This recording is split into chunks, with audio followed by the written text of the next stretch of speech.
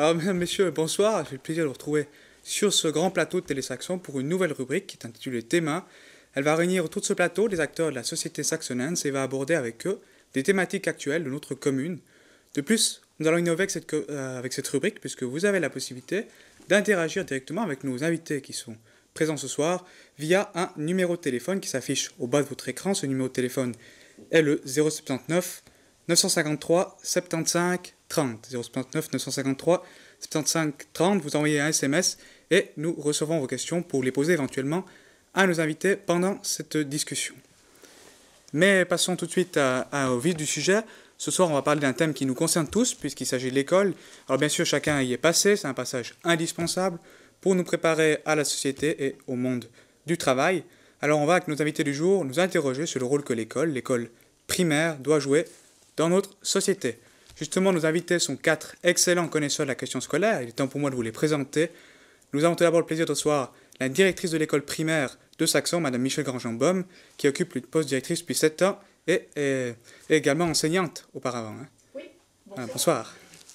Ensuite, nous avons Madame Esther Créta, c'est enseignante en, si je ne me trompe pas, en 7e Armos, c'est 5e primaire pour ceux qui ne sont encore pas à jour avec le système Armos. Bonsoir. Bonsoir. Et ensuite, aux côtés, nous avons une autre enseignante, Madame Suzanne Fink, Canossa. Vous êtes enseignante en 6e Armos, 6H, ancienne 4e primaire. Bonsoir. Bonsoir. Et finalement, nous ne pouvons pas faire ce débat sans inviter le conseiller communal en charge de l'enseignement, du dispositif de l'enseignement, si je ne me trompe pas, et président de la commission scolaire, M. Gérard Biret. Bonsoir. Bonsoir. Alors, je vous propose que, avant d'entrer dans cette discussion, juste une précision quand même, nous avons aussi voulu inviter ce soir et leur donner la parole aux parents d'élèves. C'était logique, l'association des parents d'élèves de Saxon et Chara. Malheureusement, aucun des membres du comité de cette association n'a pu être présent ce soir pour des raisons d'agenda. On regrette leur absence, mais par mes questions, je vais essayer un petit peu de représenter leurs questionnements et essayer de les soumettre à mes invités. Alors, tout d'abord, entrons dans cette première thématique qui sera parlée aujourd'hui avec mes invités. Elle concerne l'instruction. Alors, quand on parle d'école, l'instruction, c'est un petit peu la première idée qu'on a en tête. Alors, le rôle premier de l'école, c'est ce que dit la loi sur l'instruction publique, la LIP, qui date de 1962. Et l'article 2, alinéa 1, dit ceci, je cite, l'école ludovique primaire a pour tâche première d'instruire l'élève. Et l'alinéa 2 rajoute que l'école doit seconder la famille et collaborer avec elle dans les tâches d'instruction et d'éducation de l'enfant. Ça paraît un peu barbare, mais on va voir avec nos invités concrètement ce que ça veut dire. Alors cette année, il faut rappeler aussi que l'instruction cantonale a été bouleversée, chamboulée par la mise en application d'une nouvelle loi, cette loi sur l'enseignement primaire, la LEP, qui a été adoptée le 12 juin 2013 par le Grand Conseil valaisan et qui fait suite, finalement, qui a été faite en parallèle à la mise en place du concordat Armos, Armos pour harmonisation, au niveau intercantonal. Ce concordat Armos, c'est lui-même le résultat d'une votation qui s'est faite au niveau fédéral en 2006 et qui a été acceptée par le peuple. Ce but d'Armos, c'est d'harmoniser au niveau fédéral les structures de l'école primaire. Par exemple, l'école enfantine devient obligatoire, ce qui n'était pas le cas pour tous les cantons, et aussi, par exemple, d'harmoniser les programmes scolaires. Par contre, la commune, et notamment aussi à Saxon, ont le libre choix dans l'organisation des horaires, on verra comment ça se passe, et notamment aussi dans le transport, par exemple, des élèves. Alors, je me tourne vers vous, Madame la directrice. Concrètement, qu'est-ce qui change avec ce fameux Armos dont tout le monde parle? Alors, comme vous l'avez dit, d'abord, l'école enfantine devient obligatoire.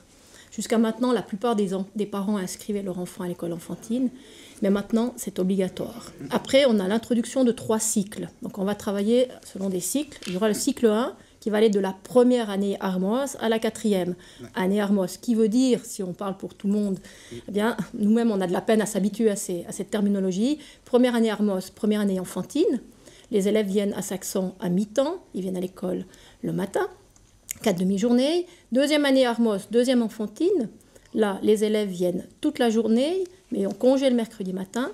Et là, on a la grande nouveauté, on l'avait déjà introduit depuis 2 ans, un petit peu en anticipation. Les enfants viennent dans des classes à 2 degrés, première et deuxième année Armos, ce qui permet une bonne collaboration, une bonne entrée des petits. Ils sont un petit peu soutenus par les grandes deuxièmes. Et puis, l'après-midi, il n'y a que le groupe des deuxièmes. Et là, les maîtresses peuvent vraiment aller de l'avant avec le programme.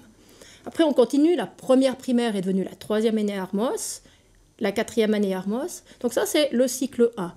La nouveauté, c'est qu'à partir de cette année, à la fin du cycle 1, il y aura un examen cantonal. Ça, c'est la grande nouveauté aussi. C'est lié à l'évaluation.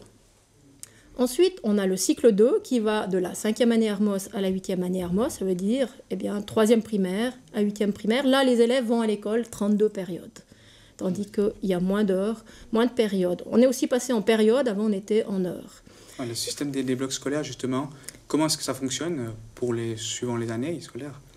La question des blocs, de l'organisation. Voilà, ces horaires. Donc, alors, ce qu'on a fait, c'est que on a alterné l'horaire. Pour les 3e et 4e années Hermos, on a essayé de viser un petit peu une qualité aussi pour la famille. Parce que vous aviez des parents qui devaient amener à 3 horaires différents leurs enfants à l'école, et ce n'est pas très pratique pour concilier la vie professionnelle et la vie familiale. Alors, maintenant, les élèves de 3e et 4e année Hermos vont à l'école au même horaire que les plus grands, mais ils ont congé soit le mardi matin, soit le mercredi matin. On a demandé aux parents leur avis l'année passée, on a essayé de tenir au mieux selon les besoins des parents, mais il fallait aussi les besoins des classes. Mais on a réussi quand même passablement à être à l'écoute des parents. Et donc, si vous voulez, les enfants peuvent se déplacer de la première année Hermos à la 8e année Hermos, de la 3e, première primaire, ils ont le même horaire. Pour les enfantines, il y a congé le mercredi matin en plus. Voilà. Ça, c'est un petit peu les grandes nouveautés. Il y a aussi des modifications dans le carnet scolaire. Vous aviez peut-être l'habitude, les parents, de voir les notes d'environnement, géo-histoire, sciences. Ça, c'est un petit peu une nouveauté qui est arrivée cet été avec l'ordonnance sur l'évaluation. On aura une note de géo, une note d'histoire, une note de sciences et aussi, malheureusement, justement, cette appellation des cours, ces objectifs en fonction des branches sont maintenant harmonisés au niveau intercantonal. Ça, c'est une des grandes nouveautés aussi. Alors, on a des moyens qu'on appelle les MER, les moyens d'enseignement roman, et on a des programmes d'enseignement roman. Puis ensuite, on a quand même, le Valais a encore une marge de 15%. Dans la grille horaire, il peut avoir encore sa liberté d'organisation, parce qu'on avait toujours en Valais un peu plus que les autres cantons. On dit souvent que les élèves valaisans sont meilleurs que les autres. D'accord. Justement, on va essayer de voir si ces élèves sont meilleurs en entrant dans les classes de l'école primaire à Saxon. Et dans ce premier reportage, Steph Gillot a suivi un cours de français de 2e Hermos. Alors, on va voir, les cours de français de grand-papa semblent bien loin par rapport aux nouvelles méthodes. C'est un reportage de Steph Gillot. Alors, là, les enfants sont en train d'écrire à leur façon, avec leur capacité en 2e enfantine, d'écrire l'histoire ou le petit morceau de l'histoire de Timothée que je leur ai demandé. Et c'est ce qu'on appelle l'écriture émergente. Ça veut dire que c'est une écriture qui émerge, elle est provisoire, elle n'est pas aboutie encore. Mais c'est un pas vers, finalement, l'écriture. Donc voilà, il y a des enfants qui font déjà des lettres. Pour eux, ça leur parle, c'est des lettres, donc ils ont écrit. Ensuite, ils vont me raconter, ils vont me dire ce qu'ils ont écrit. Et pour eux, c'est une première façon de s'exprimer par écrit. Alors avant, on avait plutôt tendance à faire du systématique et puis on apprenait les lettres en systématique. Voilà. Maintenant, on fait un peu l'inverse. On est plus dans le global et puis on commence à écrire des lettres, mais on n'est pas tout de suite dans l'apprentissage de chaque lettre. Voilà. Mais donc l'écriture émergente provisoire, ça c'est vraiment quelque chose qu'on fait régulièrement avec les enfants. Voilà, un bel exemple d'écriture émergente. Donc, il nous a raconté à sa façon le petit morceau de l'histoire de Timothée.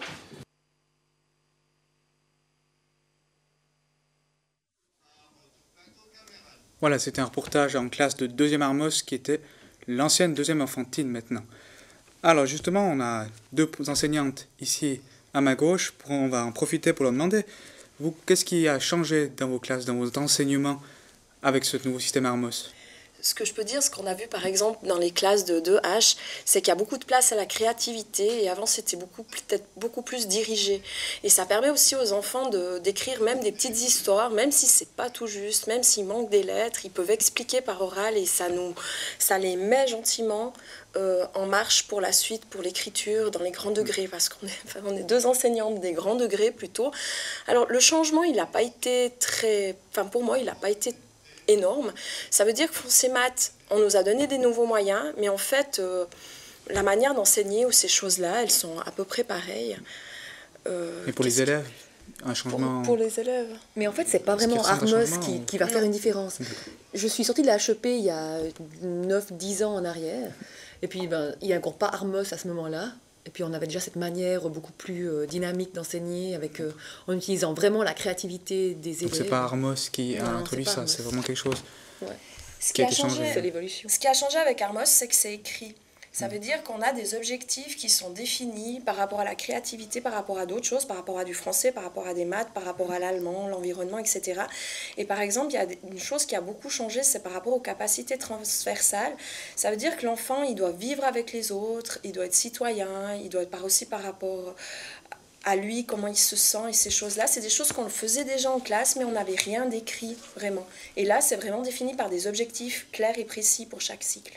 Donc c'est pas une branche en plus, mais c'est vraiment intégré au cours et ça fait vraiment partie du PER, en fait, du plan d'études roman. Voilà. Donc ça, c'est mieux qu'avant, on peut dire que ça a plus d'avantages ou... Disons qu'on se sent... C'est pas forcément...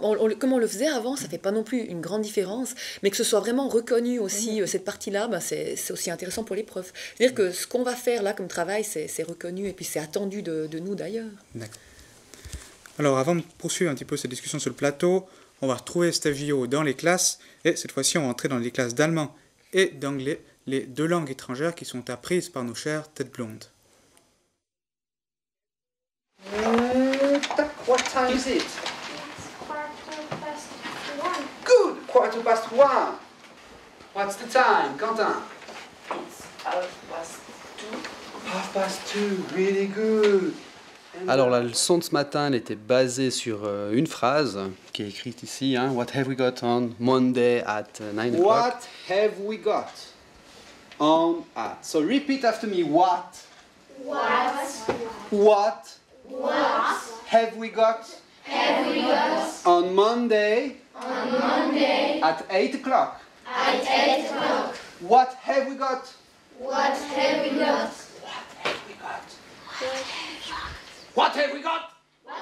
En fait, après, j'ai prévu plein d'activités autour de ça, surtout pour que les élèves routinisent cette phrase, en fait, apprennent à la répéter plusieurs fois. Alors, il y a différentes activités. Il y a un petit jeu, après juste des questions orales, après on écoute un texte, voilà. On essaye de varier un peu, et puis de les faire... On essaye vraiment de faire l'immersion. Alors, j'essaie au maximum de parler en anglais. Après, c'est vrai que quand il y a des consignes plus délicates, je reviens sur le français. Three questions. Vous écrivez bien correctement. Hein?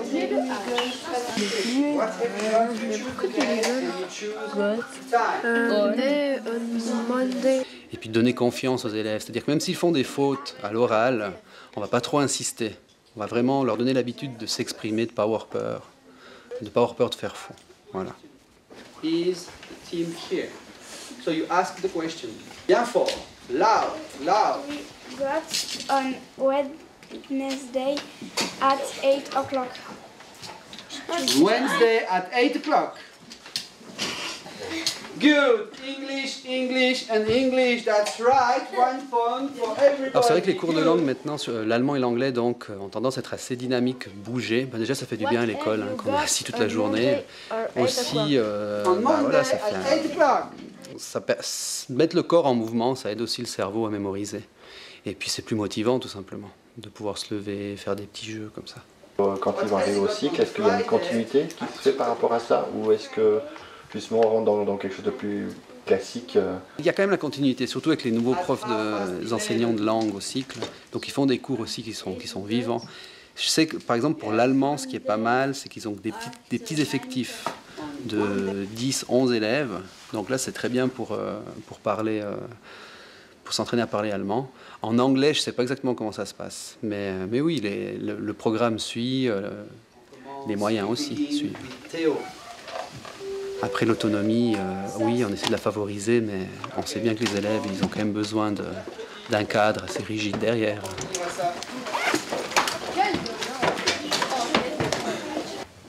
Ja, richtig für alle? 17. Ce qui est intéressant dans l'allemand actuel d'aujourd'hui, c'est que c'est une immersion complète. L'enseignant, il parle exclusivement en allemand.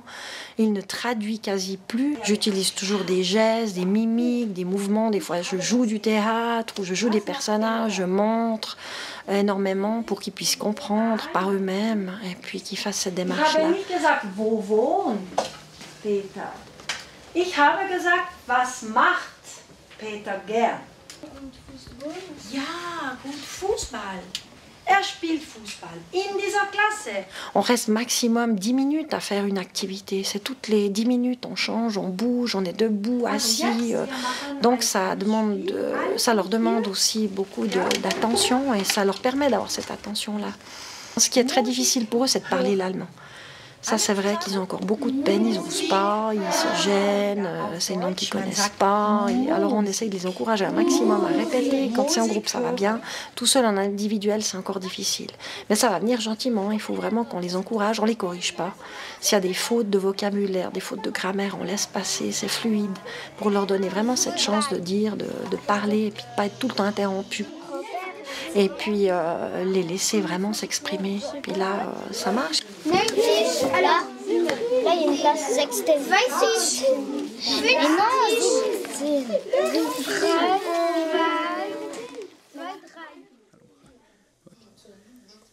Alors Armos, on l'a dit, veut redéfinir notamment aussi le rôle des langues, donner plus d'importance aux langues, et c'est le cas aussi de l'allemand, la L2, comme c'est appelé dans le système Armos. Mais finalement, je me tourne vers mes invités, est-ce que c'est finalement encore utile d'apprendre l'allemand alors que tout le monde parle anglais, on peut parler anglais même en Suisse, finalement on se comprend. Mais oui, c'est utile. Et pourquoi? Parce qu'il faut pouvoir se comprendre. Ouais. Nous sommes même dans un canton bilingue. Alors c'est quand même, ça montre aussi une marque d'intérêt. C'est pas forcément utile, je vais pas parler allemand tous les jours, mais de savoir que je montre de l'intérêt pour l'autre qui est à côté de moi. Et puis lui, la même chose, ils apprennent aussi le français, enfin la plupart en tout cas. Et donc voilà, c'est une espèce d'ouverture et de oui, je te comprends, tu me comprends. C'est le départ pour pouvoir vivre avec les autres, c'est de pouvoir se comprendre. Justement, vous répondez quoi à ceux qui disent que dans le Haut-Valais, finalement, on parle un dialecte et non pas l'allemand. Certaines personnes ne comprennent même pas le bon allemand. Donc, alors j'ai fait justement des stages dans le Haut-Valais. Les enfantines, c'est vrai qu'ils avaient plus de peine avec l'allemand comme je parlais, mais c'est plutôt moi qui ai la peine à comprendre leur dialecte. Mais après, en montant dans les degrés, ils parlent très bien l'allemand également. Et puis s'il faut, ils préféraient me parler en français qu'en bon allemand. Mais donc ils me parlaient en français, il y avait échange. Donc je pense quand même important qu'on parle les langues du pays. Et pour vous, l'allemand, moi, je pense encore important? C'est vraiment très important de maintenir l'allemand. Et je crois que c'est un mauvais débat de dire l'anglais ou l'allemand, ou on doit en enlever un. Je pense que vraiment, on a une histoire. On vit dans un pays qui a une histoire. On devrait même apprendre l'italien et le roman. Je pense que c'est un peu compliqué. Mais concrètement, justement, si on veut donner 2 langues, ce qui est peut-être intéressant au niveau national, mais il y a des études qui montrent que les élèves n'arrivent pas à apprendre forcément 2 langues, c'est compliqué, ça demande beaucoup de temps, pourquoi pas faire un choix? Tous les élèves ne vont pas aller travailler à Berne ou travailler à New York, donc c'est clair qu'il y a des élèves qui ont de la peine à apprendre des langues, comme il y a des élèves qui ont de la peine à apprendre certaines choses au niveau du français. Mais l'anglais reste la langue universelle si on veut parler partout. La langue universelle, c'est l'espagnol. C'est la langue universelle, c'est l'espagnol ou le chinois. Moi, je pense vraiment... mais de manière globale, dans le monde, on peut parler l'anglais un petit peu partout. Alors pourquoi pas faire concentrer les efforts sur l'anglais en mettant un peu moins d'efforts sur l'allemand, voire en éliminant l'allemand? Mais l'un n'empêche pas l'autre. Et je pense que là, c'est un faux débat. Et je pense qu'on doit vraiment continuer à apprendre les deux. C'est important. Et puis ce qu'il faut savoir aussi, c'est que quand on en a appris une deuxième langue, c'est plus facile d'en apprendre une troisième. Et pour moi, c'est un faux débat de dire lequel ou comme ça. Et ça crée des problèmes. Du reste, il y a même des cantons qui ont décidé maintenant en Suisse allemande de voter puis dire on va mettre le français avant l'anglais. Bien sûr qu'on peut se dire que c'est peut-être mieux l'anglais. Alors on pourrait tous apprendre l'anglais, puis on oublie le français. Puis dans le monde entier, on parle tous anglais. Comme ça, on n'aurait pas de problème à se comprendre, mais je crois qu'il resterait toujours un peu un problème. Et M. Bira, votre avis sur l'allemand, vous le parlez? Quant à moi, je préconise effectivement la langue allemande, déjà du fait que la majorité des enfants ou des élèves, quand ils sortiront de leur scolarité, de leurs études, ils seront quand même confrontés au niveau professionnel à travailler, ça soit essentiellement en Suisse ou en Allemagne. Mais effectivement, l'anglais, c'est un paramètre qui n'est pas négligé, mais la majorité de nos enfants iront quand même dans un périmètre qui se situe au niveau national. Et nos grandes entités d'entreprise sont quand même suisses-allemandes aujourd'hui. Et je ne vous le cache pas, c'est quelque chose que je travaille tous les jours. J'ai des contacts tous les jours avec l'allemand. Je suis persuadé que c'est une langue qui est encore nécessaire et qui le restera.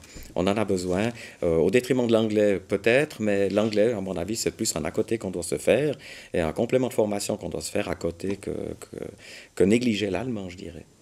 Sans oublier que le Valais est un canton touristique. Mais oui. Et que justement, il y a beaucoup de Suisses allemands, d'Allemands qui viennent. Et si on leur parle en allemand, bah c'est tout bonus, quoi. Mais alors finalement, est-ce que c'est pas ceux qui devraient travailler dans ce secteur-là qui devraient seulement apprendre? Est-ce qu'on peut déjà savoir en primaire? Au niveau primaire, on ne peut pas porter ce jugement. Est-ce qu'on doit apprendre déjà à ce moment-là en primaire, ou c'est quelque chose que les langues, ça ne doit plus être d'actualité Alors, ça fait déjà une ouverture à la langue qui peut faciliter même après tout ce qui est prononciation, pour apprendre plus tard la langue. Si on ne l'a jamais vue jusqu'à ses 18 ans, ça complique la chose quand même. Le cerveau est beaucoup plus ouvert quand on est en bas âge. Là où peut-être on pourrait améliorer quelque chose dans ce système, c'est que finalement, on devrait vraiment encourager les échanges. Et on devrait vraiment se dire qu'un élève, lorsqu'il a fini sa scolarité obligatoire, il a fait des vacances en Allemagne ou en Suisse allemande, et puis aussi peut-être qu'il ait pu aussi pratiquer la langue anglaise. Si on arrive à faire ça et permettre à nos jeunes d'avoir vraiment cette ouverture et puis de pouvoir aller dans le pays apprendre la langue, moi je ne vous cache pas, j'ai appris l'allemand en Allemagne. C'est pas en ayant, j'ai fait tout le parcours à l'école primaire, toute la scolarité, c'est en allant dans le pays que je l'ai apprise. Alors, et je pense que ça c'est vraiment à l'école primaire, donc d'apprendre l'allemand. Est-ce que c'est pas des choses qui doivent être faites à l'école primaire à ce moment-là? C'est pas un petit peu le rôle d'aller encourager les classes à aller dans ces régions linguistiques, privilégier ces activités? C'est pas possible à l'âge de nos élèves. Non, nos élèves commencent l'allemand, ils sont en 3e primaire en 5H, donc ils ont 8 ans. On ne peut pas faire déplacer des enfants pour une semaine, pour 2 semaines. Alors même mais par exemple avec ma classe, oui, mais ça se fait. Par exemple avec ma classe, j'ai fait de la correspondance avec une classe du Haut-Valais. Ça veut dire qu'on faisait des lettres, on avait chacun un correspondant, on écrivait ce qu'on pouvait déjà en allemand. Ich heiße, ich wohne, etc. Puis le reste, on faisait en français, une petite lettre de présentation. Les Hauts-Valaisans avaient fait pareil. Puis après, on lisait ce qu'ils avaient écrit en français, en allemand, on essayait de traduire. On s'est fait un petit vocabulaire de base pour savoir comment on disait en allemand, comment se présenter, ce genre de choses-là. C'est des choses qui peuvent se faire. Il y a plein de choses qui se font aussi par Internet. Il y a plusieurs échanges comme dans ce genre qui se sont faits dans notre école. Donc ça, on le fait, mais on ne peut pas déplacer des enfants entre 8 et 12 ans pendant 2 semaines. En immersion même sur... Mais au cycle, ils le font. Au cycle, ils le font sur 2-3 jours, je crois, sauf erreur. À l'école primaire, ils sont vraiment trop jeunes. Et moi, je l'ai fait en tant qu'enseignante de 6e primaire. J'ai fait avec une classe de Saint-Gall, Rosruti, c'était mon premier. J'ai fait avec une classe de Sousten. On s'est rencontrés. Et on a fait exactement comme décrit Suzanne, on a fait des échanges. Et on a fait la promenade d'école ensemble. On avait été une fois... oui, ça m'échappe. Mais... Donc, on a fait ces échanges-là. L'objectif, c'est vraiment de montrer que, on s'est trouvé... le premier échange, quand on se rencontre, on avait les élèves de Saxon contre le mur, les élèves de Rosruti contre l'autre mur. Ils étaient comme ça, ils se regardaient. Puis après, ils sont allés l'un vers l'autre et puis ils ont essayé. Alors, bien évidemment, je les aurais pas laissés partir une semaine comme ça parce qu'ils n'avaient pas un bagage suffisant. Mais déjà, de se rendre compte, c'est un pas. Voilà. Et c'est ça qu'il faut encourager, effectivement. C'est ça qu'il faut encourager. Alors, est-ce qu'il ne faut pas privilégier de faire ces activités-là, mettre beaucoup de moyens pour ces activités-là, au détriment peut-être d'autres activités parascolaires? Ou alors il faut concilier les deux? Mais c'est des activités qui vont demander beaucoup d'énergie, qui vont demander du temps sur l'année. Et on ne peut pas dire on va privilégier cela. Il y a différents paramètres et on peut faire différentes choses à l'école. D'accord. Alors, je propose qu'on passe à une question un peu plus en relation avec après l'école, parce que forcément, quand on va à l'école, même si on va à l'école primaire, on va encore au cycle, mais c'est quand même pour se préparer un petit peu au monde professionnel. Alors, je me tourne vers vous, M. Birer, ou je m'adresse plutôt là au chef d'entreprise que vous êtes. Vous voyez des jeunes qui arrivent dans le monde du travail, vous engagez des personnes, enfin, vous en avez formé également par le passé. Est-ce que ce qu'ils apprennent à l'école est en phase avec vos besoins, les besoins du monde professionnel? Oui, alors, déjà, en dirigeant l'entreprise que j'ai actuellement, effectivement, je ne suis peut-être pas la personne idéale pour y répondre du fait que je ne suis pas une entreprise formatrice. Mais ayant quand même formé une dizaine d'apprentis dessinateurs en bâtiment, je peux vous répondre dans ce sens que, disons que je dirais que l'enseignement primaire, pour moi, c'est un peu tôt à ce stade-là pour parler de monde professionnel. Mais par contre, on peut les préparer à l'ouverture d'esprit, à avoir un esprit critique ou rationnel. Mais aujourd'hui, le stade primaire, c'est un peu... dans le monde professionnel, c'est trop tôt pour en parler. Pour eux, c'est trop tôt. C'est quelque chose qui leur viendra au moment où ils sont dans le cycle, quand la réalité des choses arrive. Mais quant à une chose qu'ils doivent surtout faire, c'est quand même bien travailler en primaire, parce que c'est l'acquis en primaire. Les bases en primaire, le monde professionnel plutôt. Exactement, après. mais les acquis en primaire sont importants pour le futur. Et un chef d'entreprise regarde quand même son vécu primaire, quelque part. Son cours, alors c'est vrai que ça a quand même son importance, mais c'est pas à ce stade-là que je pense que les enfants, on peut les préparer vraiment au monde professionnel. D'accord, ça vient plus tard. Ça vient plus tard. Donc maintenant, on passe à toute autre chose. Ici à Saxon, cette année, il y a un projet de spectacle qui a été fait. On a vu une présentation avec Laetitia. Le spectacle qui s'appelle « Et si Saxon m'était compté ». Alors, sans rentrer dans les détails du spectacle, même si on a aussi des personnes qui sont actives, donc on peut en parler aussi. Mais votre école, Madame Grandjean, est très active sur ces activités. Pourquoi ces activités parascolaires, donc toujours dans le cadre scolaire, mais qui ne sont pas liées au cours? Pourquoi ce choix? Alors, le spectacle n'est pas une activité parascolaire, c'est une activité qui va rentrer pleinement dans le programme scolaire parce que grâce à ce spectacle... C'est pas des cours, on est bien d'accord. Si, alors, grâce à ce spectacle, de nombreuses thématiques vont être travaillées, mais je pense que je préfère passer la parole à Suzanne qui fait partie vraiment du comité de base. La question, c'est pas des cours de français, des cours de... Oui. De quelle manière alors c'est intégré alors... L'expression orale. Ça, je peux expliquer. C'est un projet de centre. Donc, du moment qu'on établit un projet de centre, on doit mettre des thématiques bien établies, aussi en lien avec les cours. Donc, ça va toucher du français, ça va toucher de l'ACM, ça va toucher de l'histoire, de la musique, etc. En français, ce sera toute l'expression orale. Il faut juste rappeler que maintenant, à l'école, on a 50% de structuration qui est grammaire, orthographe et ça, et 50% d'oral. Dans la compréhension de l'oral, compréhension de l'écrit, expression orale, expression écrite. Donc, ça vaut exactement la même chose. Donc, tout le travail d'expression orale cette année dans les classes de Saxon sera fait sous la thématique du spectacle. L'histoire, pour dire, on viendra visiter le musée de Saxon, toutes les classes, et on étudiera dans les classes l'histoire du village. Donc, c'est bénéfique.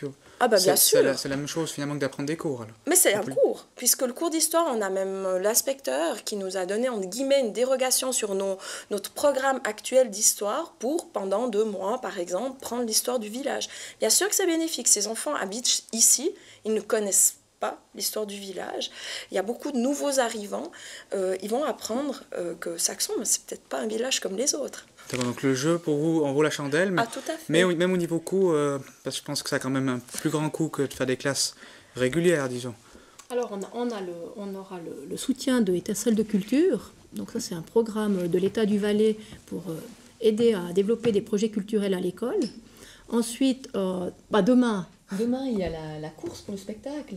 Un petit peu dans la même manière que ça se faisait pour moi, pour toi, avec des personnes qui peuvent parrainer le nombre de tours que leurs chers chérubins vont effectuer, 10 au maximum, et ça permettra d'amener aussi un petit peu d'argent pour le spectacle. D'accord, donc là les choix sont quand même très ciblés de la bonne manière. Qu'est-ce que vous voulez leur apporter finalement à ces élèves? C'est pas finalement ils vont pas au cinéma ou à la piscine. C'est vraiment très ciblé, ce genre d'activité, pour leur apporter quelque chose aussi. C'est un but quand même. Toute activité, alors il y a des activités, toute activité a un bénéfice culturel. Là, on a un bénéfice, à mon avis, au niveau de l'école extraordinaire, parce qu'on va aussi travailler les petits frères avec les grands frères, comme on appelle, petite classe avec grande classe. Donc, comme elle l'a expliqué, Suzanne, on va apporter de nombreux domaines. C'est une sacrée motivation. Au lieu d'aller à l'école pour dire, tiens, aujourd'hui, je fais la grammaire. Non, je ne fais pas la grammaire, je vais lire un texte qui raconte l'histoire de mon village, et là-dedans, je peux encore dire, ah tiens, il y a un sujet, il y a un verbe. Donc, c'est un support de travail. Et ça, c'est tout bénéfice pour l'école. La motivation, je pense que la motivation, je n'ai pas eu le temps de passer encore dans les classes, mais je suppose que la motivation est à 200% pour ce spectacle. De ce côté-là, oui. Puis au niveau des parascolaires, on a aussi entendu que certaines classes sont allées, par exemple, à la Foire du Valais, qui se tient maintenant. Est-ce que c'est aussi, quel intérêt aussi d'aller dans genre de manifestation? Alors, l'année passée, des classes de saxons sont allées à la Foire du Valais sur invitation du service de l'agriculture. Ils ont travaillé l'arboriculture. Donc, ils ont travaillé une notion d'environnement. On ne va pas à la Foire du Valais pour faire les stands, mais on va à la Foire du Valais parce qu'à la Foire du Valais, il y a quelque chose qui nous est offert où on peut travailler une thématique avec les élèves. Vendredi, eh bien, il y a les 3 classes de 7H sortent de l'école, ce n'est pas de l'extrascolaire, mais ils vont travailler à l'extérieur et Esther fera partie de l'équipe. Exactement. On a un projet là en 7H pour faire un petit peu l'école dans la forêt. Donc on va aller à la Châtaigneraie de Fuy. On va essayer d'y aller une fois par mois. Et puis là, justement, travailler les différentes thématiques qu'on aborde à l'école, mais à l'extérieur, en utilisant peut-être plus aussi tout ce qui est peut-être des choses plus pratiques.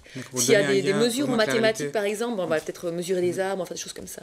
Comme ça donne aussi une vision aux élèves qu'ils aient un petit peu le lien avec la réalité, que finalement, ce qu'ils apprennent. Pour sortir justement un petit peu de l'école. Et puis, il ne faut pas oublier qu'on a droit, chaque classe, à 18 demi-journées d'activités extrascolaires. Donc, ce n'est pas nous qu'on se dit qu'à Saxon, il y a plein d'activités extrascolaires, c'est dans tous les centres, dans tous les villages. Plus que ça Non, j'arrive jamais au total. Et pourtant, je pense dans les enseignantes qui font beaucoup de choses. Je fais plusieurs sorties culturelles, je fais souvent des promenades de fin d'année de 2 jours. Enfin, là, je peux parler pour moi. Mais j'ai plein d'autres collègues aussi qui font des sorties culturelles. L'année passée, des classes ont été à Genève, à Berne, à la Fondation Diana. Vous êtes toujours ciblé sur des... Mais oui, par exemple, l'année passée, je suis allée à la Fondation Paul Klee. Ceux qui ont été voir l'exposition, ils vont voir des expositions. Musée d'histoire naturelle de Genève, musée d'art brut, c'est toujours en lien et des choses qui sont étudiées en classe. Alors, les activités sont toujours en lien soit avec la culture. Les classes de 7H, elles vont régulièrement à Lausanne pour les explorateurs de l'énergie. Ils participent à un concours. Pendant l'année, ils se préparent, ils travaillent des thèmes sur l'énergie. Donc, de nouveau, c'est lié à des programmes d'environnement. On a toutes les activités aussi par rapport au sport. Ils sont développés.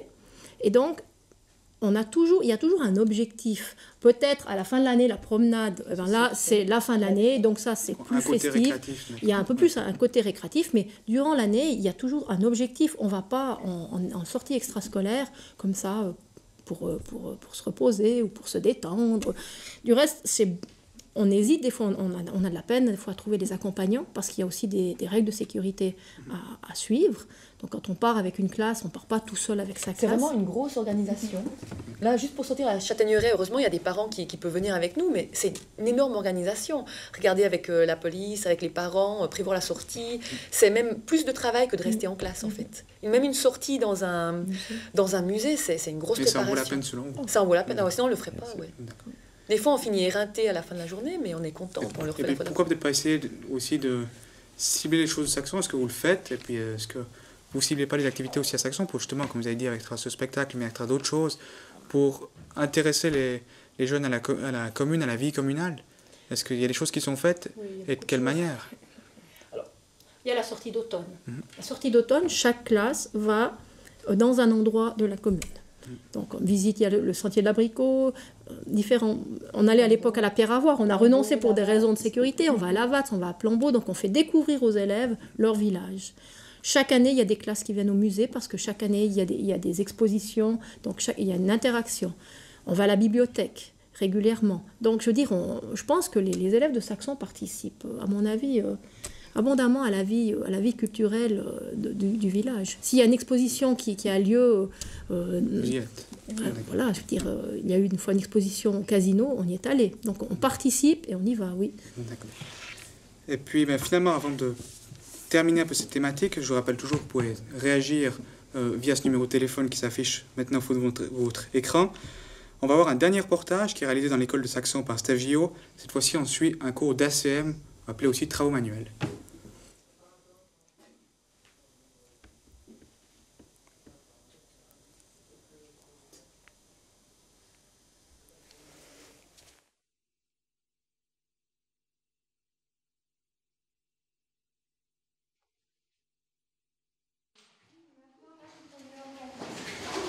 Ici, on est dans un cours d'art visuel. On étudie Picasso, qui est un artiste cubiste. Et on va travailler sous forme d'atelier. Alors ici, ils découvrent les différentes œuvres de Picasso. Ils doivent recréer les œuvres de Picasso. C'est quelque chose qui est assez difficile. Ici, nous faisons de la reproduction On a un portrait de Picasso qui a été fait par Dora Maar. Ça sera la première page de notre dossier de Picasso. Donc on est dans l'observation d'une œuvre d'art, la reproduction et l'acquisition d'une nouvelle technique. Alors ici, c'est un atelier sur le cubisme. Elle a découvert qu'on allait faire dans léger.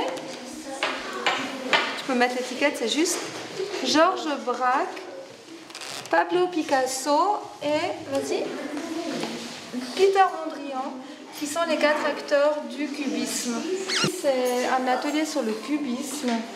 Ils ont d'abord dû retrouver le titre, le cubisme, sous manière de puzzle, et aussi le texte, ce sera une fiche mémo. Qu'est-ce que le cubisme?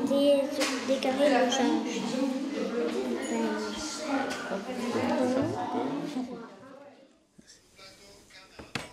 Voilà, on passe maintenant au deuxième aspect de cette discussion, l'encadrement. D'abord, il faut rappeler que Saxon, dans un but de soutien aux parents, compte une UAPE, un centre d'accueil qui est destiné aux écoliers de la commune. Et cette infrastructure a été ouverte en 2005. Alors, M. Béat, est-ce que l'UAPE de Saxon répond encore aux attentes de la commune, sachant que la commune continue de s'agrandir? Tout à fait. Donc, l'UAPE, jusqu'à aujourd'hui, a quand même répondu aux attentes des parents. Je relèverai quand même que les parents de ce côté-là pourraient encore plus en bénéficier, plus faire encore appel à cette organisation. Elle est vraiment faite pour eux. Et puis, c'est vrai que si il y a des retours à en attendre, il faut absolument que ça vienne jusqu'au conseil, par le biais ou au moins jusqu'au niveau de la commission scolaire. On n'est pas limité là-dessus. On n'est pas limité, mais il est vrai que l'UAPE a sa raison d'être. Et puis, jusqu'à aujourd'hui, tout s'est bien passé. Quoi qu'il en soit, ce n'est pas mon dicastère, c'est celui de Christian Rowe. Et puis, c'est un sujet, quelque part, qui n'est pas tout à fait lié directement à l'école primaire de Saxon. C'est pas nos dicastères, mais il n'est pas tout à fait lié à ça. D'accord. Et puis, on va juste revenir aussi un petit peu sur ce que la commune, ou en tout cas ce que l'école ou la commune ne doit pas forcément mettre en place, mais ça se discute au niveau communal. Il y a des transports scolaires qui étaient faits l'année passée, qui sont plus faits de la même manière cette année. Alors à ce propos, je vais juste montrer un tout ménage qui a été distribué dans les boîtes aux lettres ce matin, qui a été fait par le Parti démocrate chrétien de Saxon, le PDC de Saxon, et qui souhaite mettre un bus scolaire, un transport scolaire pour tous, c'est ce qu'il demande. Donc voilà. Alors ça, j'aimerais vous entendre, peut-être M. Biret ou Madame la directrice. Il y a eu quelques problèmes sans entrer dans la polémique. Est-ce que... Bon, déjà... Est-ce qu'il faut avec le bus, déjà, le transport scolaire, il faut juste relever une chose, c'est un peu du fait de l'application d'Armos a fait que cette révision sur le transport scolaire a dû se mettre en place du fait qu'on a fait des horaires blocs. Donc, à partir de là, du fait d'avoir créé des horaires blocs, on a dû remanier un peu tout le transport scolaire. C'est vrai que ça a ouvert beaucoup de questions, et puis dans l'organigramme, ce n'était pas évident à mettre en place. Mais alors, on a dû revoir un peu tout ce concept. Quoi qu'il en soit, aujourd'hui, le transport scolaire, c'était une décision de conseil, et puis de conseil communal, et puis c'est quand même une mise en application de la loi cantonale et des ordonnances d'aujourd'hui, quelque part. Donc, le conseil communal a mis en place cette stratégie permettant de répondre à ce que l'Armos et l'horaire bloc demandent, et puis de l'autre côté, la loi qui devait être en vigueur. Quoi. Légal, donc décision du conseil communal. En tout cas, ça n'a rien lié avec l'école. L'école n'a rien à voir là-dedans. C'est vraiment c'est une application de la loi. Et puis après, bon, c'est vrai que une discussion par rapport aux flyers ou ces choses-là, est-ce que souplesse, pas souplesse, c'est l'application pure et dure de la loi, qui est faite aujourd'hui ainsi, en fonction, effectivement, des nouveaux horaires. Et puis, c'est pas le choix en fonction des horaires, d'accord. Alors, c'est dû à l'introduction des nouveaux horaires blocs, hein, ce remaniement du transport scolaire. Donc, ça a une influence, parce aussi après des influences économiques et ces choses-là. Ça peut perturber ces horaires blocs Les horaires blocs, disons que, peut-être juste pour bien expliquer un peu la situation, effectivement, donc, antérieurement, on avait du ramassage scolaire qui se faisait à 3 horaires différents le matin. Aujourd'hui, ça se fait plus que sur 2 horaires différents. Alors, l'autre problématique est qu'à 11h30, 1h30 et 4h30, les enfants doivent tous rentrer en même temps. Alors, la difficulté, c'était d'organiser le transport pour que tous ces enfants rentrent en même temps simultanément. Donc, pour gérer sous l'ancien régime, quelque part, 70 à 80 enfants à rapatrier aux mêmes horaires, connaissant un peu la problématique de la contenance des bus, eh bien, effectivement, ça posait quelques soucis techniques. Alors, aujourd'hui, je dirais que du fait d'avoir appliqué cette règle à 30 minutes de marche à pied, eh bien, effectivement, ça nous a permis de voir la situation différemment. Il faut aussi peut-être juste mettre en parallèle un autre aspect, c'est qu'on a aussi Saxon dû mettre sur pied ce qu'on appelle l'organisation du transport scolaire pour le cycle d'orientation via FUI. Et il a fallu aussi adapter un nouveau transport scolaire de ce côté-là. Donc on a de coûts aussi. Alors c'est des coûts qui sont assez considérables quelque part, qui viennent se greffer au budget. Mais on a Carte Postale maintenant qui vient faire 2 arrêts sur la commune de Saxon pour les enfants aussi du CO. Et puis de l'autre côté, on a aussi ces coûts qui sont engendrés pour le secteur primaire. Donc c'est vrai que le transport scolaire est peut-être un grand débat. D'accord. Donc voilà. On va pas rentrer plus dans cette thématique. Ce n'était pas le but de la discussion, mais je voulais rebondir comme c'était une actualité. Mais voilà d'où c'est parti. Donc juste maintenant, on va passer vraiment dans l'encadrement, dans ce qui est fait dans les classes. On a vu avec des petits films, mais là on va parler de certains élèves, notamment des classes qui ont des élèves de langue maternelle étrangère. Il y en a environ 15 à Saxon, sur toute l'école au niveau primaire, donc la 3H, 8H, si je ne me trompe pas. Alors, Madame Grandjean, est-ce que l'école en fait trop pour ses élèves ou alors elle devrait encore en faire plus? Alors, il faut juste s'imaginer un enfant qui arrive du Portugal, d'Italie, de Syrie, du Sri Lanka, qui arrive chez nous et qui commence l'école. Donc, il est jeté dans un bain. C'est une culture différente, une école différente. L'école au Portugal est très différente de l'école ici en Valais. Donc, ces enfants, ils débarquent. Moi, j'ai vécu une fois l'expérience où je me suis trouvée pendant 20 minutes avec un groupe de personnes où il y avait une personne qui parlait une autre langue, une langue d'Amérique du Sud. C'était une formation. Je peux vous dire que c'est assez déstabilisant de se retrouver dans un groupe où on ne comprend rien du tout. Donc, on a la chance d'avoir les cours de soutien qui permettent aux enfants de se retrouver en tout petit groupe avec notre maîtresse de soutien, Lucie Bruchet, et puis d'apprendre les premières bases, apprendre table, chaise. C'est ce que je faisais quand j'étais jeune enseignante, j'ai commencé comme ça. Et donc, on donne un petit peu les bases. Ça permet aussi à ces enfants d'avoir du travail ensuite quand ils vont dans leur classe, parce qu'ils ne vont pas pouvoir suivre le cours de français s'ils sont en 8e année Armos, ils ne vont pas pouvoir faire une leçon de conjugaison, alors qu'ils ne savent pour l'instant encore pas parler. Donc, ce qui m'épate toujours, c'est qu'en l'espace de 2-3 mois, ces enfants, ils ont appris la langue. Ils arrivent à se débrouiller. Donc, c'est très important. Un enfant a droit, en guillemets, en général, le soutien est prévu sur 2 ans. Donc, c'est important que l'école mette les moyens. C'est très important, c'est très important. Selon vous, et donc ces moyens, on les a expliqués. On sait aussi que des fois, il y a des élèves francophones qui peuvent être amenés à aider ces élèves de langue maternelle donc étrangère. Il faut préciser que ce n'est pas la même chose que allophone, parce qu'il y en a beaucoup plus, mais élèves allophones, donc c'est des élèves qui sont de langue maternelle à la base étrangère, mais qui maîtrisent le français. J'ai compté il y a 2 ans, je crois que 2 ans, j'avais compté le nombre d'origines. Il y avait plus de 40 nationalités parmi nos élèves. Donc, on a de la chance d'être dans un village finalement multiculturel. Alors, c'est clair que... Pour revenir sur ma question sur la participation des élèves francophones, ils doivent des fois aider ces élèves de langue maternelle étrangère. Oui, Est-ce que c'est justifié?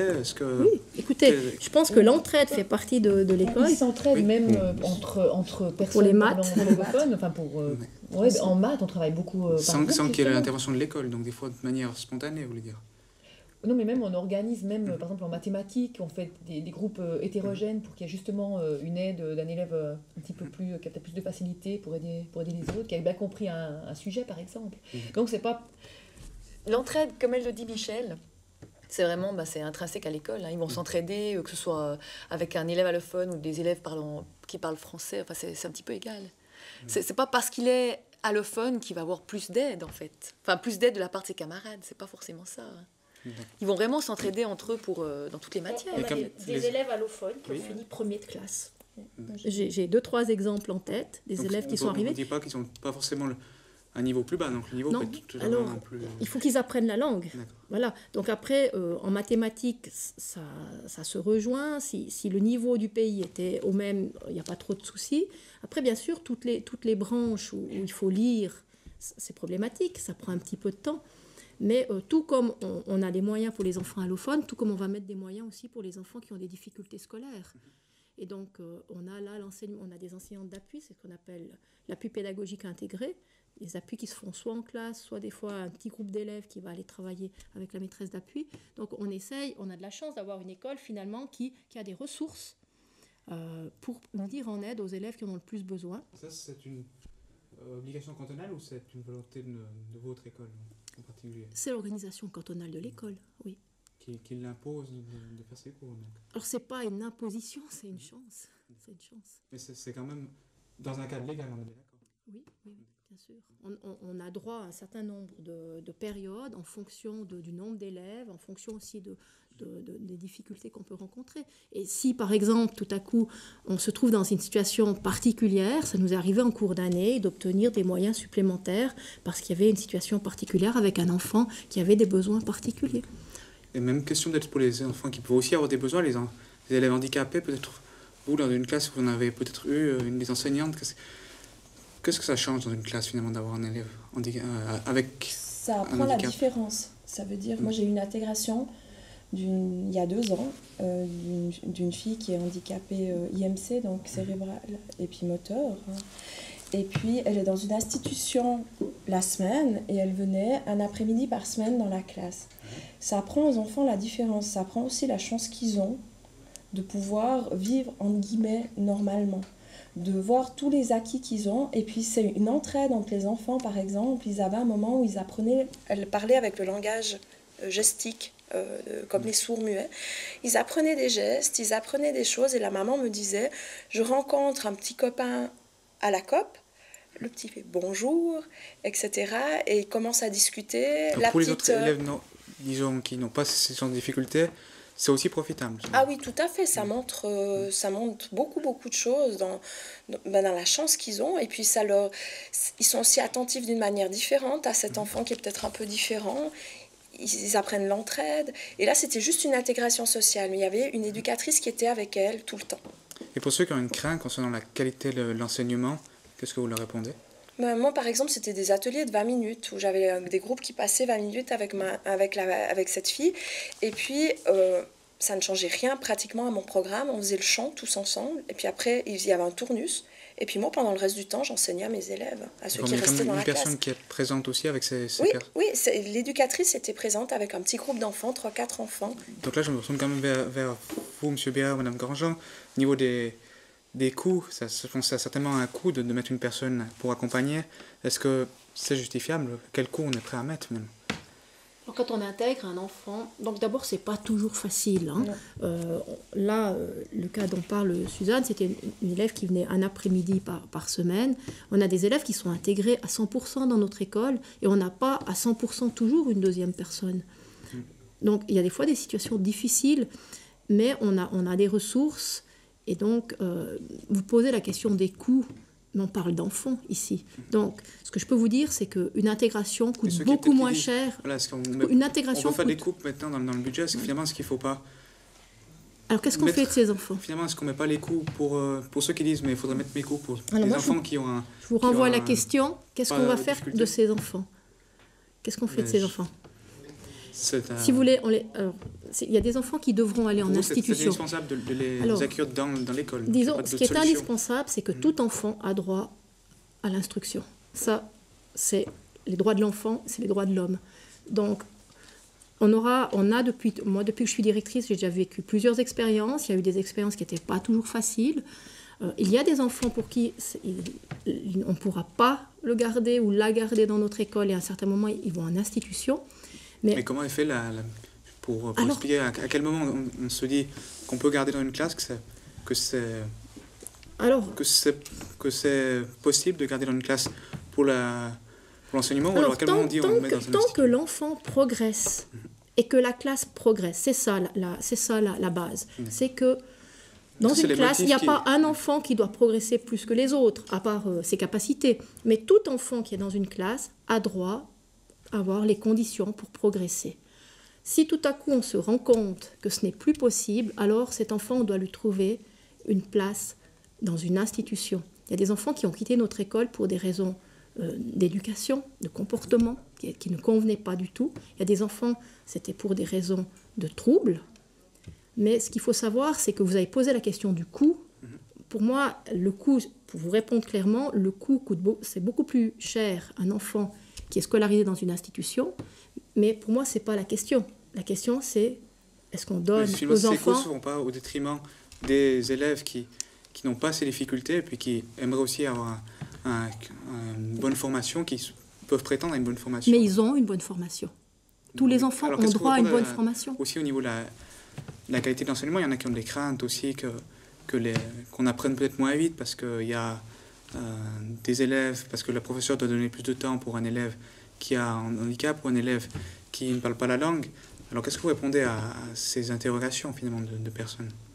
Alors, je pense qu'on a vraiment une grande variété d'enfants dans les classes. L'important, c'est qu'on puisse amener chaque enfant au mieux de ses compétences. Ça ne se fait pas. On a un personnel enseignant à Saxon, je crois que je peux vraiment dire, qui est vraiment efficace, puis qui est fantastique, parce qu'on a eu de nombreux projets qui vont de l'avant, et c'est grâce à ce personnel enseignant. Et ce n'est pas toujours simple, mais on trouve des solutions. Et moi, je pense que c'est une mauvaise question de se dire qu'est-ce qu'on fait de ces enfants. On fait quoi? Il y a eu une époque où ces enfants, ils étaient mis de côté au banc de la société. Je pense qu'on n'est plus à cette époque-là. Une meilleure solution pour vous. Donc c'est la seule solution. C'est les intégrer, on peut pas les laisser sur le carreau. Non, ce n'est pas la seule solution. Il y a l'intégration, ou bien quand l'intégration n'est plus possible, il y a les institutions. Il faut mettre des moyens pour vous, c'était ma question. Tout enfant a le droit d'aller à l'école, c'est la loi. D'accord, on l'a compris. On va maintenant changer de thématique et on va passer à la dernière thématique de la soirée, les perspectives, ou pour faire simple, le futur de l'école. On peut tous se constater, notre société elle évolue très rapidement, Saxon n'échappe pas à la règle, le monde professionnel et ses impératifs changent, désormais on soit des élèves avec de nouvelles compétences, parlant parfois plusieurs langues ou encore maîtrisant les nouvelles technologies. En plus, la commune s'agrandit. En 4 ans, près de 700 nouveaux habitants sont venus s'installer à Saxon, soit une augmentation de près de 15%. Alors, Madame Grandjean, je me retourne vers vous aussi. Même si l'école elle a été faite récemment, est-ce qu'elle peut encore accueillir des nouveaux élèves? Ça va très vite à l'école. J'ai regardé cet après-midi encore les chiffres. J'ai toujours un tableau évolutif. Et j'ai regardé les chiffres au 31 janvier 2014 pour cette année scolaire. 50 élèves étaient prévus en moins que ce que nous avons aujourd'hui. Aujourd'hui, nous sommes à 448 élèves et demain arrive la 449e. Je me rappelle l'année passée, je crois, si c'est l'année passée, je disais qui sera le 500e? La question, c'est qui sera le 550e et qui sera bientôt le 600e. Donc, effectivement, la population à Saxon et les élèves, ça augmente. Oui, justement, nous avons les chiffres depuis 2005, on voit que ça passait, si la régie peut le montrer, on est passé d'à peu près 300 élèves à près de 500 en 10 ans, si je ne m'abuse. Pour être très simple, j'ai commencé mon poste comme directrice. Je suis rentrée dans la 8e année, il y avait 366 élèves. Aujourd'hui, il y en a 548. C'est presque 200 de plus. Donc là, M. Béret, est-ce que la situation, si ça continue à augmenter de manière aussi drastique, est-ce que c'est encore gérable? Alors aujourd'hui, la situation fait que le centre scolaire que nous avons, même agrandi récemment, arrive pratiquement complet, donc il répond pratiquement à l'entier de ses capacités. Il nous reste encore 2 classes de disponibles, plus une qui est sur l'extérieur. Aujourd'hui, on a dû commencer les premières Armos de les mettre dans le bâtiment de l'UAPE. Voilà, donc on a commencé à délocaliser déjà un peu les classes parce que indirectement, vu que le centre scolaire est rempli, plus de 500 élèves là-dedans, des cours de récréation qui deviennent de plus en plus remplis et de plus en plus chargés, c'est vrai qu'il y a une réflexion à porter là-dessus. Donc je pense que maintenant, pour une année ou deux, on aura encore la capacité de répondre aux besoins des nouveaux arrivants, mais c'est vrai qu'au rythme de 50 par année, ça va être très compliqué. À long terme, qu'est-ce qui peut être envisagé? Ce qui va être envisagé à long terme, disons que il y a une réflexion qui se fait là-dessus. On a des capacités, des possibilités, mais c'est vrai que proche du centre scolaire, l'idée, c'est une possibilité de créer encore quelque chose à proximité du centre scolaire ou délocaliser un nouveau centre scolaire quelque part, soit sur le village, soit un peu plus bas, mais quelque part, il y a des choses qui se mettent en place. C'est une réflexion qu'on prend, parce qu'effectivement, arriver à une population de 6 000 habitants d'ici peu, parce qu'on y est tout bientôt, effectivement, il faudra qu'on y réfléchisse, mais les moyens, on va les mettre pour y arriver, on n'a pas le choix. Donc, on répondra à ces critères à tout point de vue. Donc, il y a l'aspect des classes, mais vous avez aussi l'aspect sportif derrière, parce que vous avez une salle polyvalente, une salle de gym pour les aspects sport. On est déjà aussi saturé, donc on a déjà maintenant réquisitionné. Qu'est-ce que vous faites? Alors, au niveau du sport, on a réquisitionné maintenant la salle Floresca pour donner des cours complémentaires. Donc, pour que toutes les classes puissent faire le tournus à l'intérieur des salles en cas de mauvais temps ou pour des cours obligatoires dans le cadre du sport. Donc là, on est déjà, on a encore une petite souplesse, mais on est déjà dans deux situations de salle de gym déjà. Donc on verra avec le futur jusqu'où ça pourra poser problème. Mais il faudra qu'on réponde à tous ces critères à long terme. Des questions qui doivent être réfléchies et qui vont se poser à l'avenir. Mais qui vont se poser d'office. Elles sont déjà gentiment, déjà cette année, on se la pose. On y réfléchit déjà. Maintenant, une autre question qui concerne aussi l'école à l'avenir. Pour affronter les nouveaux enjeux de la société, il y a des professeurs également en Valais qui n'hésitent pas à utiliser des nouvelles technologies. C'est le cas par exemple d'un projet pilote à Ardon et à Létron, où les écoles utilisent des tablettes et des logiciels pour être connectées via Internet. Alors j'ai une question, les enseignantes, est-ce que cette expérience vous tente et pourquoi? Alors on utilise déjà dans notre école là, ces différents moyens, les mythiques là, Internet. Les élèves sont déjà assez à l'aise avec ça. On a les chariots informatiques, les tableaux interactifs. C'est vrai que moi, ça me tenterait assez parce que je suis en 7H en fait. Je suis déjà avec les 5e primaires. Dans les plus petits degrés, je vois plus l'importance de tout ce qui est plus manuel, la motricité fine et tout ça. Mais dans les plus grands degrés, je serais assez ouverte. Et on voit maintenant dans le monde professionnel, on utilise quasiment partout des ordinateurs, des tablettes. Est-ce qu'il ne faudrait pas commencer à le faire un petit peu dès l'enseignement primaire et puis partout Moi, je trouve que c'est important parce que ça fait partie de notre monde, tout est informatisé. Mais par exemple, on en vient aussi à des extrêmes. Par exemple, une maîtresse qui distribue une feuille de coloriage et elle dit aux enfants colorier, il prend son doigt puis il fait comme ça sur la feuille de papier parce qu'il croit que c'est comme ça, parce qu'il a colorié toujours sur une tablette. Donc je trouve qu'il faut... que l'écriture, ça ne devient pas un petit peu désuet, pas parce du que... tout.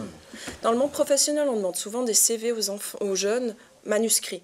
Alors, il faut bien qu'ils sachent écrire, parce que l'ordinateur ne fait pas tout. Donc si on n'apprend pas ce genre de choses, c'est pas possible. Juste rapidement, parce qu'on va arriver à on est nouveau un petit peu dans le même débat, allemand, anglais. Et puis en fait, l'informatique est un outil qu'il faut utiliser à l'école. Par contre, il faut aussi utiliser son cerveau, il faut le former. Donc le crayon, le dictionnaire, le stylo, c'est très important. Et donc je pense qu'on doit...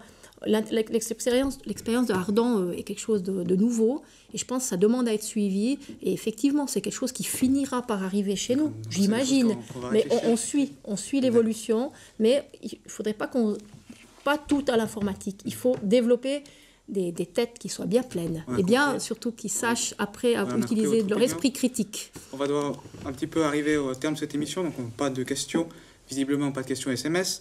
Mais on va finir par un petit « ce qui marche, ce qui ne marche pas » pour conclure ce thème. Et on va faire un tour de table. Chacun devra commencer sa phrase par dire « à l'école de Saxon, ce qui marche, c'est » et ensuite « à l'école de Saxon, ce qui ne marche pas, c'est ». Alors, c'est à vous. Alors, à l'école de Saxon, ce qui marche, c'est la collaboration entre enseignants, entre élèves, et je trouve aussi avec les parents. Et ce qui ne marche pas? Ce qui ne marche pas, ça n'existe pas à Saxon.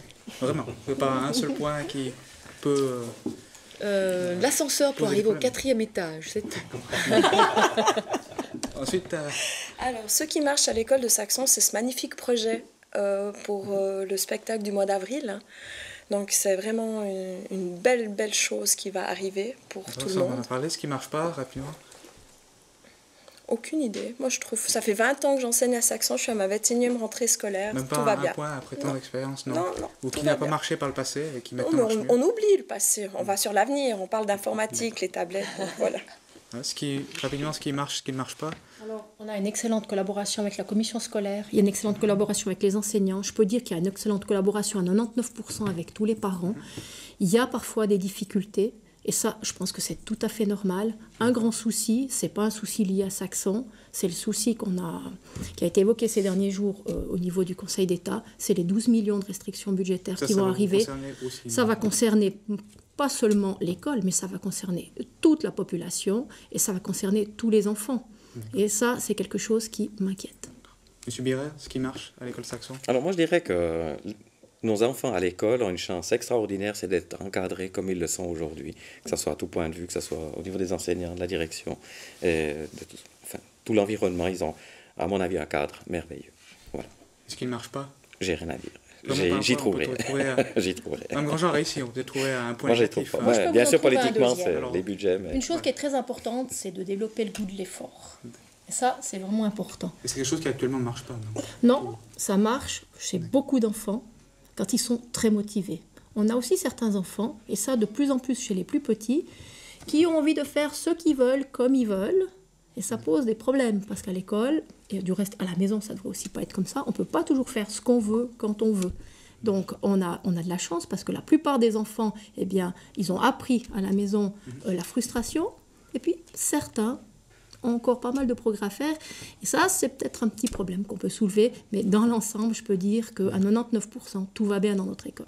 On a compris, donc pour vous, tout fonctionne bien, il y a quand même des questions à l'avenir sur les infrastructures, également sur les langues, plein de choses qui font encore débat, qui seront encore discutés à l'avenir. Mais ce débat se termine ainsi, cette discussion en tout cas. Eh bien, Madame Grandjean, Monsieur Birer, Madame Creta et Madame Fink-Canossa, je vous remercie d'être venus sur ce plateau et je vous souhaite une bonne fin de soirée. Je passe maintenant la parole à Ryan Digny. Là, je n'ai pas écorché ton prénom, ton nom. Merci.